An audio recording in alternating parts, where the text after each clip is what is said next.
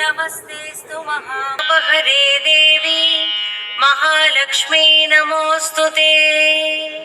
पद्मासनस्थिते देवी परब्रह्मस्वरूपिणी परमेशी जगन्मातः महालक्ष्मी नमोस्तुते।